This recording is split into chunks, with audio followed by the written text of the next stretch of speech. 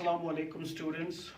आज का जो हमारा टॉपिक होगा दैट इज़ बैलेंस शीट, जो फाइनेंशियल अकाउंटिंग में ही एक टॉपिक है। अगर आप सिलेबस की और जो पंचायत अकाउंट्स असिस्टेंट का सिलेबस है, बैलेंस शीट वाकई एक टॉपिक है इसमें। Profit and loss account, balance sheet, ये टॉपिक्स हैं इसमें। तो आज का जो हमारा यही लेक्चर होगा दैट इज़ बैलेंस शीट। तो बैलेंस शीट पे डिस्कस करने से पहले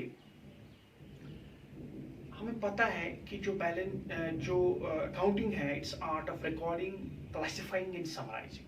जब हम फाइनेंशियल ट्रांजैक्शंस की समराइजिंग करते हैं at the end of accounting year, तो हम कुछ स्टेटमेंट्स बनाते हैं। उन स्टेटमेंट्स का नाम है फाइनेंशियल स्टेटमेंट्स, ठीक। और फाइनेंशियल स्टेटमेंट में ही एक स्टेटमेंट ऐसा है जिसका नाम है बैलेंस शीट। और बैलेंस शीट क्या है? It is a statement of assets and liabilities, यानी ऐसा स्टेटमेंट जिसमें हम रिकॉर्ड करते हैं एसेट्स और लायबिलिटीज को, ठीक है। ये एसेट और लायबिलिटीज क्या है?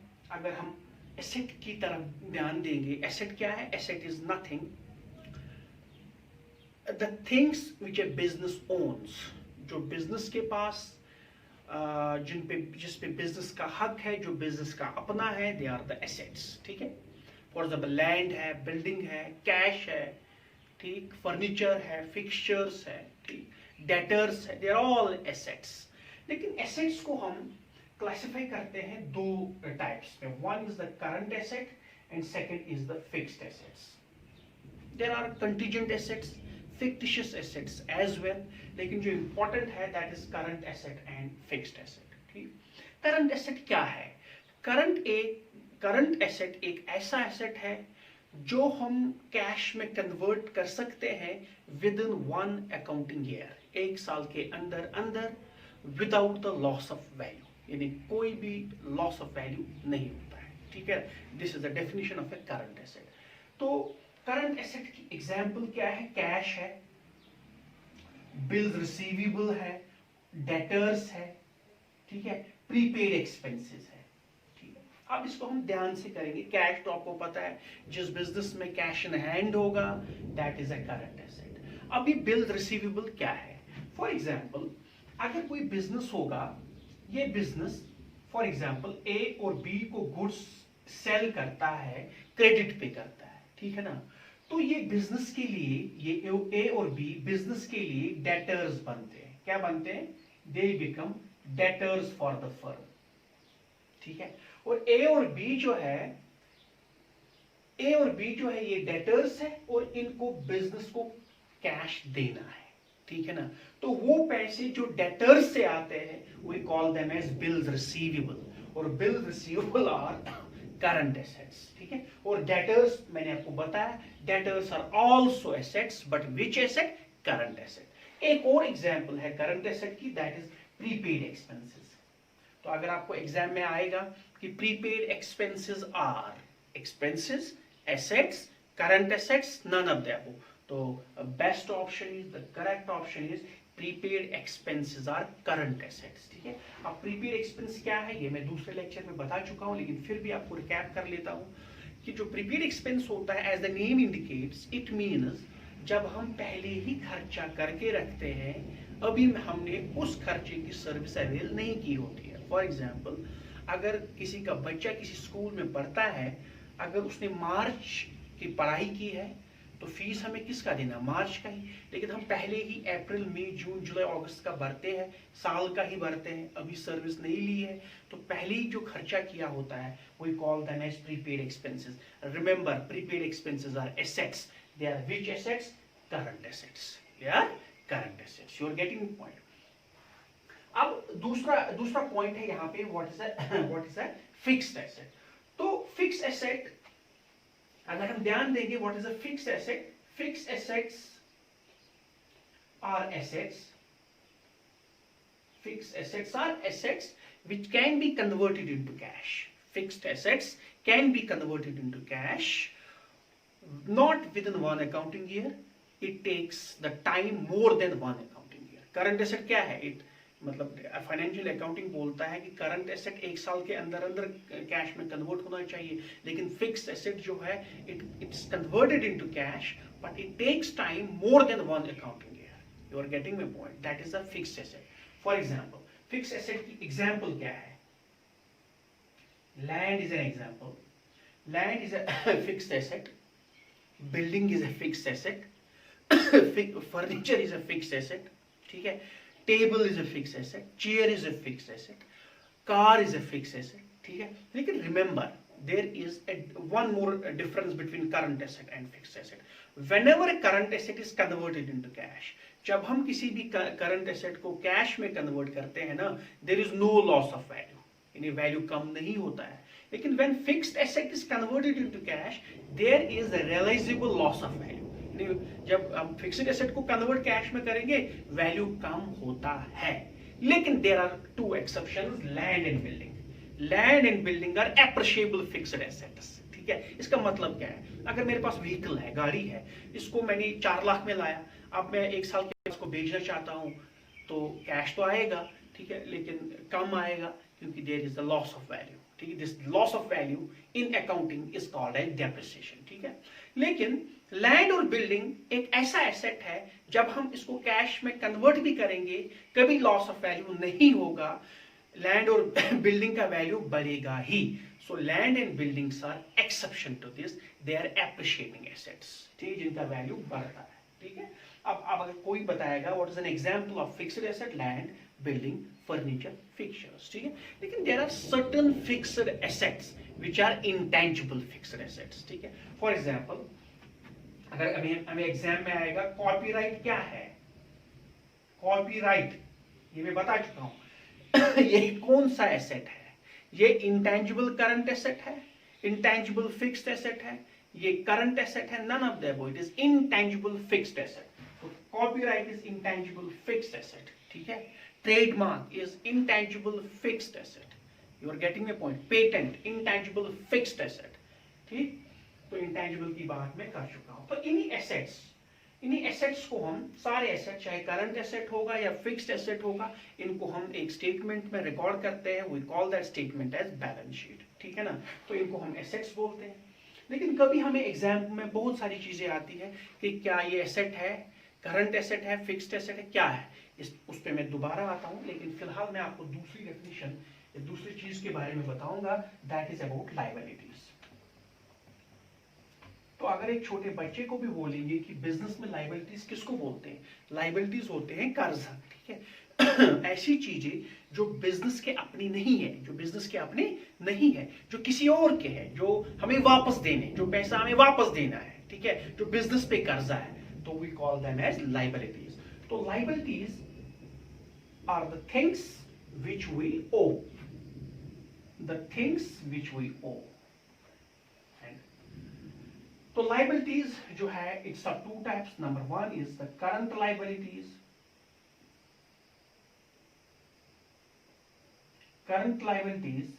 And fixed liabilities.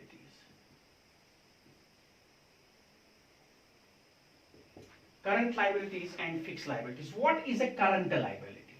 First of all, liability is an amount, or they are the things which a business owes, जो किसी दूसरे का है, जो हमें वापस देना है. तो करंट लायबिलिटी क्या है? ये एक ऐसी लायबिलिटी है, ये एक ऐसा कर्जा है जो बिजनेस को वापस करना है, जिसका है within 1 accounting year. You are getting my point, ठीक है. तो this is the current liability. For example current liabilities की एग्जांपल्स क्या है? करंट लायबिलिटीज की एग्जांपल्स जो है, for example bills payable, important है. बिल्स पेएबल, वहां पे क्या था? बिल्स रिसीवेबल, जो बिजनेस को डेटर से पैसा आता, दैट इज करंट एसेट. लेकिन अब फॉर एग्जांपल से समझाता हूं. अगर हमारे पास एक बिजनेस है और 2 बंदे हैं, यहां पे समझा रही बात. अब बिजनेस ने ए से उधार लिया है और बी से भी उधार लिया है, कुछ भी गुड्स, कैश, कुछ भी उधार लिया है. तो आप बिजनेस को इनको वापस करना है कि नहीं करना है, ठीक है. तो ये बिजनेस के लिए क्या बनेंगे? They are creditors for the business. Remember, they are the creditors for the firm, क्योंकि बिजनेस को इनको पैसे देने हैं वापस, ठीक है ना. तो जो पैसा बिजनेस इनको देगा, किनको? क्रेडिटर्स को. This is called as bills payable. This called as bills payable. चाहे बिल्स पेएबल होगा या क्रेडिटर होगा, दोनों करंट लाइबिलिटीज है, दोनों करंट लाइबिलिटीज है। Remember this is very important point. या loan but short term loan, short term loan, short term loan is a current liability. जो लोन हमने बैंक से लाया है या किसी बंदे से लाया है, उसको जब हम वापस करेंगे within one accounting year is called as short term loan, and short term loan is a current liability. You are getting a point. But there are certain liabilities, this is very important, there are certain liabilities जो हमें पे करनी है, जो हमें वापस देनी है, but not within one accounting year, more than one accounting year. So those are called as fixed liabilities. ठीक है ना? For example, एक business है, एक business है, ठीक है, जिन्होंने सपोज इन्होंने बैंक से लोन लाया है, मान लो 1000 करोड़ या 1000 रुपीस, ठीक। तो अब बिजनेस को वापस करना है, अगर ये लॉन्ग टर्म लोन होगा, शॉर्ट टर्म नहीं, लॉन्ग टर्म लोन होगा, तो ये हमें यूजुअली 1 साल के बाद पे करना है, ठीक है ना? ठीक, तो the liabilities which are paid back, ऐसा कर्ज जो हमें वापस देना है और जो हमें वापस बैंक को प्रोवाइड करना है, वापस ऐसे कस्टमर्स को वापस देना है जिनको 1 साल से ज्यादा टाइम लगता है, more than one accounting year, they are called as fixed liabilities, ठीक है ना? तो वो हम एग्जांपल अभी समझाएंगे कौन कौन सी फिक्स्ड लाइबिलिटीज है। तो फिक्स्ड लाइबिलिटीज, फिक्स्ड लाइबिलिटीज अगर हम कोई बताएगा भी, देखो इस पे इंपॉर्टेंट क्या है जो एग्जाम में आ सकता है। Fixed liabilities, long term loan, long term loan is a fixed liability. देखो यहां पे इंपॉर्टेंट है, short term loan is a current liability because this loan has to be paid back within one accounting year, but long term loan has to be paid back not within one accounting year but more than one accounting year, usually 5 years, ठीक है? तो long term loan is a fixed liability. One more thing is share capital, share capital, समझ आ रही बात? One more, debenture capital, इतने points raise हो गए। Debenture capital, DEBENTURE, debenture capital, ठीक है? अब ये मसला है, सर ने बताया कि शेयर कैपिटल और डिबेंचर कैपिटल दोनों फिक्स्ड लाइबिलिटीज है, लेकिन क्या है ये? What is a share capital?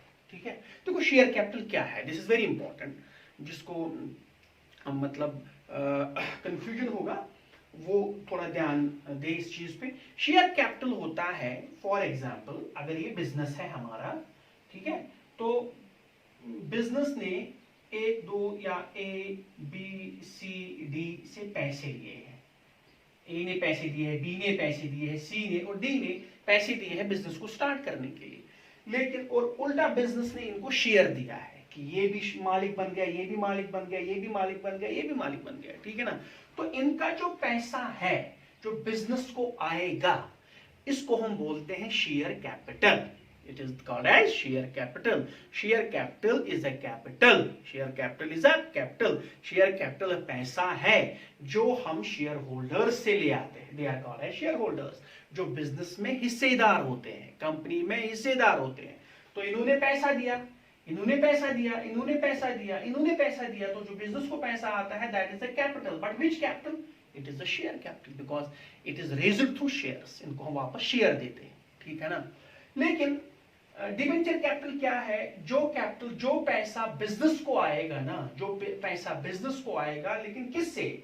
Debenture से, शेयर से नहीं, डिबेंचर से, इसको हम बोलते हैं डिबेंचर कैपिटल। लेकिन जो बिजनेस को पैसा आया इनको वापस जल्दी नहीं पे करना है, ये not within one accounting year, ठीक है ना? जल्दी हमें जो पे नहीं करना है, we call that as share capital and debenture capital, both are fixed liabilities. लेकिन अब यहां पे बहुत बड़ा डिस्कशन आ गया है शेयर कैपिटल और डिबेंचर कैपिटल का। सर आपने कहा कि द कैपिटल, द पैसा which is raised through share, जो शेयर के जरिए हम रेज करते हैं, we call that as share capital. और जो कैपिटल डिबेंचर से रेज करते हैं, this is called as debenture capital. Both are fixed liabilities. Sir अब शेयर और डिबेंचर क्या है? ये हमारे डिस्कशन से थोड़ा बाहर है, लेकिन फिर भी थोड़ा मैं बताऊंगा। देखो बिजनेस में यूजुअली कुछ सिक्योरिटीज होती है, कुछ चीजें होती है जिनके वजह से हम मार्केट से फंड ले आते हैं, ठीक है ना। एक सिक्योरिटी होती है शेयर, इससे हम फंड रेज करते हैं, we call that as share capital. और दूसरा होता है डिबेंचर, ये भी एक सिक्योरिटी होती है। लेकिन मान लो फॉर एग्जाम्पल, आपको एग्जाम्पल से समझ आएगा, अगर मैंने इन 4 बंदों को शेयर दिया तो शेयर की वजह से ये शेयर होल्डर बन गए, मालिक बन गए कंपनी के, और गेटिंग माय पॉइंट। तो इनका जो पैसा है ये कहलाएगा शेयर कैपिटल। ये भी बिजनेस पे कर्जा है, इसीलिए लायबिलिटी है, लेकिन फिक्स्ड लायबिलिटी। लेकिन अगर मैंने इन बंधुओं से पैसे लिए लेकिन वापस में डिबेंचर्स दिए, क्या दिए, शेयर नहीं दिए, डिबेंचर्स। डिबेंचर्स क्या होते हैं, जब हम ये किसी को प्रोवाइड करते हैं ना, तो वो हमारे कंपनी के मालिक नहीं बन जाते हैं, यानी वो हमारी कंपनी के शेयर होल्डर्स नहीं बन जाते हैं, वो कहलाते हैं डिबेंचर होल्डर्स। यानी वो जरूर बिजनेस का उनका कर्जा है, लेकिन बिजनेस जो है वो उनका नहीं है, वो सिंपल क्रेडिटर्स है, यानी उनको हम पैसे वापस करेंगे, बात खत्म। लेकिन जो शेयर होल्डर्स है, जिनको हमने शेयर प्रोवाइड किया है, they are the owners of the company, they are the owners of the company. तो यही फर्क है शेयर कैपिटल और डिबेंचर कैपिटल में। फिर से मैं इसको एक्सप्लेन करने की कोशिश करूंगा अभी। तो सारे जो ये फिक्स्ड लायबिलिटीज है, करंट लायबिलिटीज है, करंट एसेट्स है, फिक्स्ड एसेट्स है, इनको हम एक स्टेटमेंट में रिकॉर्ड करते हैं। उस स्टेटमेंट को हम बोलते हैं बैलेंस शीट। तो बैलेंस शीट का आप जो फॉर्मेट है, जिससे फॉर्मेट जो है इसका बैलेंस शीट का, it is like this. Balance sheet में हम पहले क्या करते हैं, दिस इज एक साइड से वो write liabilities, amount, then assets and amount, assets and amount, liabilities, amount, assets and amount, ठीक है। तो यहां से हम लिखते हैं। अब पहले हम फिक्स्ड लायबिलिटीज लिखेंगे, फिर करंट लायबिलिटीज लिखेंगे, या पहले करंट लायबिलिटीज फिक्स्ड लायबिलिटीज, पहले करंट एसेट फिर फिक्स्ड एसेट, या पहले फिक्स्ड एसेट फिर current asset. This is called as marshalling of assets and liabilities. Marshalling of, तो what is marshalling of assets and liabilities? It is ordering of assets and liabilities. यानी पहले कौन सा asset लिखेंगे, पहले कौन सी लायबिलिटीज लिखेंगे। अगर पहले फिक्स्ड फिर करंट, फिक्स्ड लायबिलिटीज फिर करंट लायबिलिटीज, फिक्स्ड एसेट फिर करंट एसेट, या पहले current liabilities fixed liabilities, current asset fixed assets, ठीक है। This order is called as marshalling of assets and liabilities. Marshalling of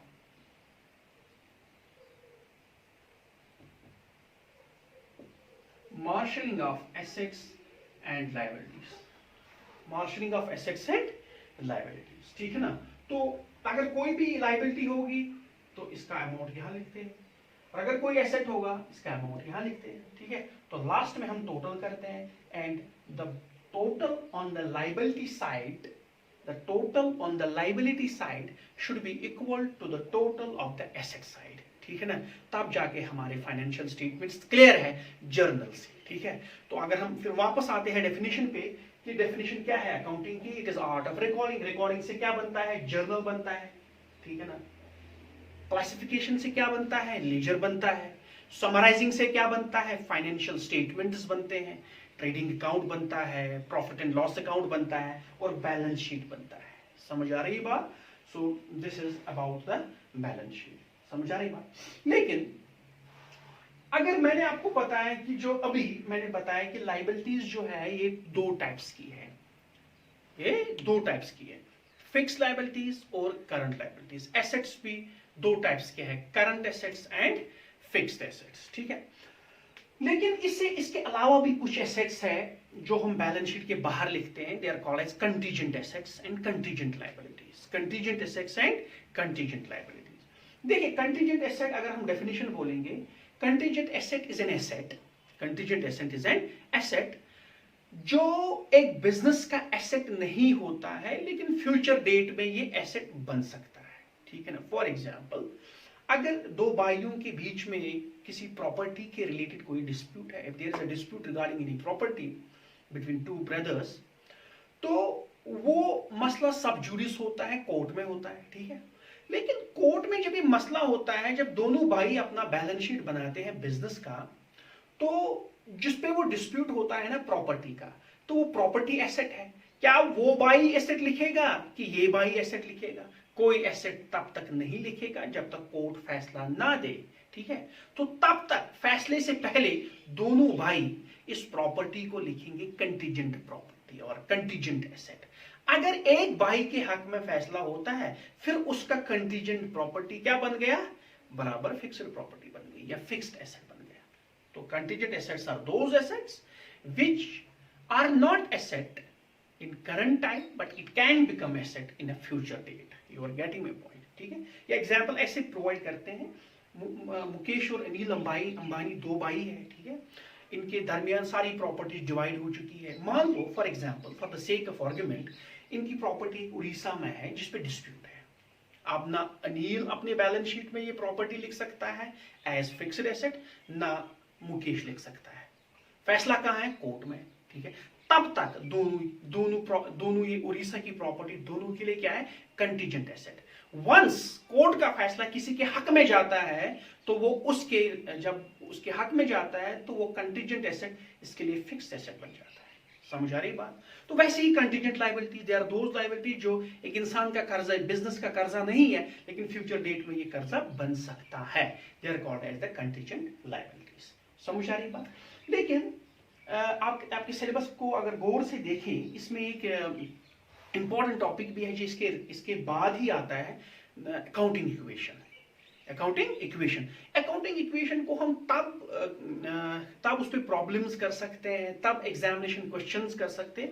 पहले आपको कैपिटल, एसेट, लायबिलिटीज का concept होना चाहिए। एसेट और लायबिलिटीज का कॉन्सेप्ट तो मैंने बता दिया।